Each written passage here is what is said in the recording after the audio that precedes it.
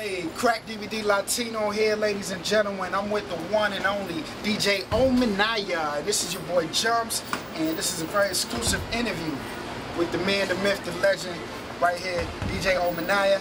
Let them know what you do, let them know where you're from. What up, man? DJ Ominaya, you know what I'm saying? Dominican, sickmixradio.com, The Union, Rhythm 105.9 FM out in Sacramento, California, New York City, DJ. We here, man. Hard clothing. Don't forget that, you know? So, Ominaya, you got all these businesses going on. You got the radio station stuff going on. Let's lean more towards the people that kind of want to do what you're doing right now. They kind of want to get their feet in. Like, let's talk about the steps that you took to get on Power 105. Well, the steps is really just grinding, man. I'm not actually on Power 105, but I'm down with the Union, which is a DJ crew, and most of them are on 105. But, you know, just stay grinding, man. Do, you know, master your craft, stay loyal to the people that you work with, and, you know, study the game. Like, don't just become a DJ because you got Serato. Learn music, learn where hip hop came from, you know, all kinds of music, soul music, 70s, 80s, 90s, whatever it is, you know what I'm saying? Then once you learn the craft, you master it. And like, you know, like what made you want to become a DJ?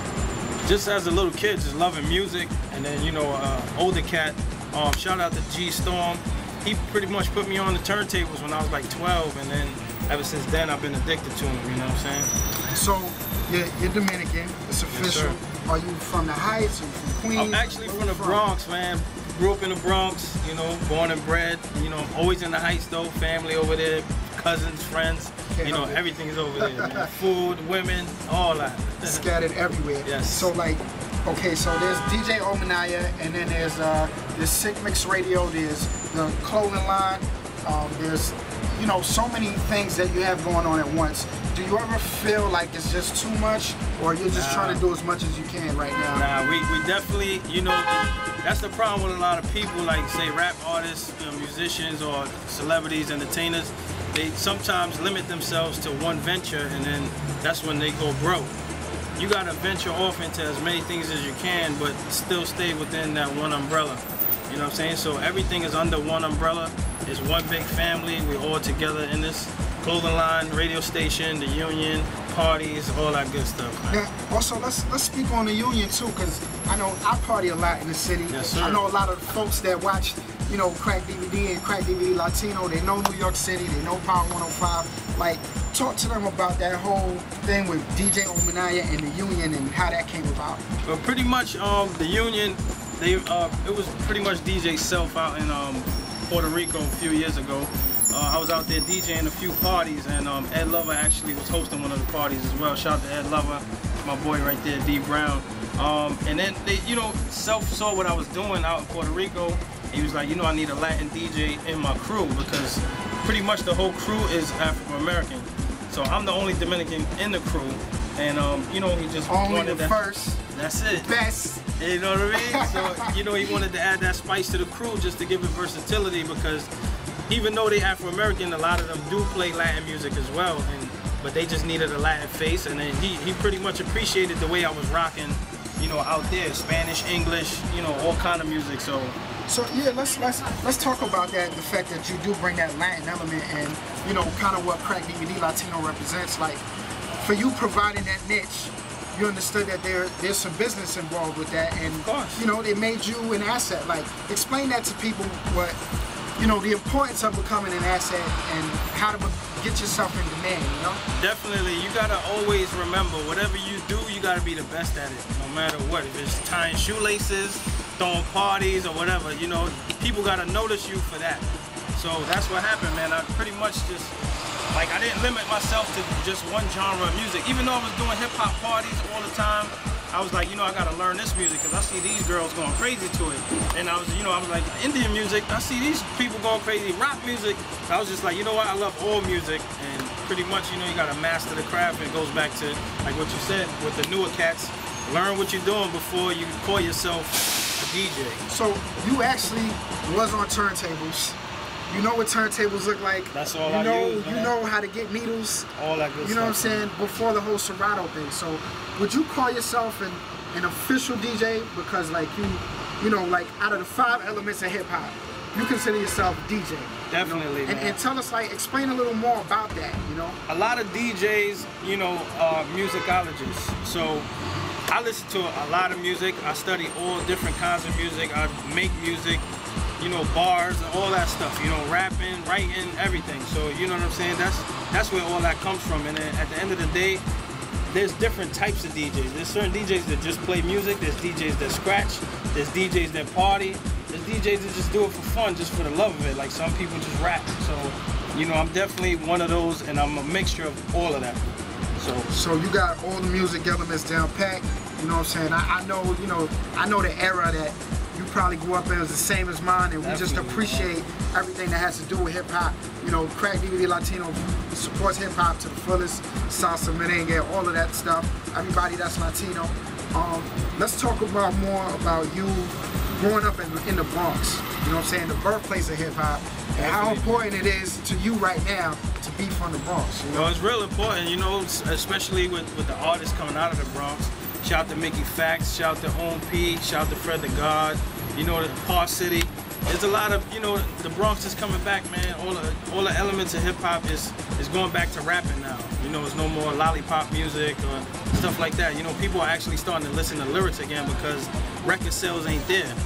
You know what I'm saying? So you gotta prove yourself now in order to make money. If you can't rap or make a song, you ain't going nowhere. Like, you can't. I hope you guys are listening to this. Word this up. is coming from a DJ.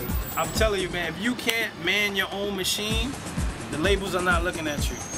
If you don't have a team behind you, they're not looking at you, man. They don't want to baby nobody. They don't want to build up an artist. They want somebody ready to go on the spot. So their own Def Jams, their own Bad Boys. You got to be your own boss. You know what I'm saying? You got to control all those aspects. Shout out to Blockwork TBM. Especially Blockwork and TBM. You already know, great folks from the Bronx doing their thing as well. Ominaya, let's talk more about the fun part of being a DJ, the limelight, the ladies, you know what I'm saying, playing the music for them, you know, doing this every night. It's a different lifestyle from the 9 to 5. Like, do you ever wish you did the other stuff? You know, like you had your, you know, the corporate job, you wore a tie. I wouldn't trade this for the world. You look like you could do the Gap thing a little bit, you know what I'm saying? You know, a lot of our brothers at the Gap, shout out to them too. Let's talk about that. I mean, you know, I wouldn't trade it for the world, man. I love what I do. I get hype off of making other people have a good time, and you know, it is what it is, man. It's just, you know, the women, I'm already over that stage of it. Now it's just trying to get my career to the next level. So, you know, all that stuff in the beginning, you get hype about it. Oh yeah, groupie this, groupie that. You know, it's whack right now. You want to get to the next level, establish a whole foundation so you could gradually grow and make other people eat. Awesome.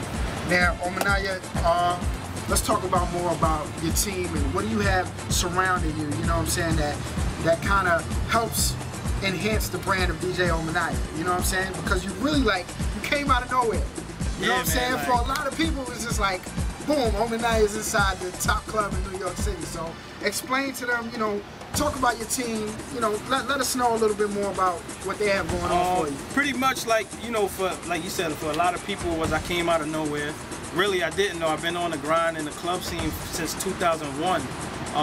You know, that's the reason why certain people heard me already before, but I was just never with a crew or whatever, so I wasn't probably getting the acknowledgement. Now, it's a different story. I have a whole movement with me, like the Union, Hot Clothing, sickmixradio.com, which is my internet radio station.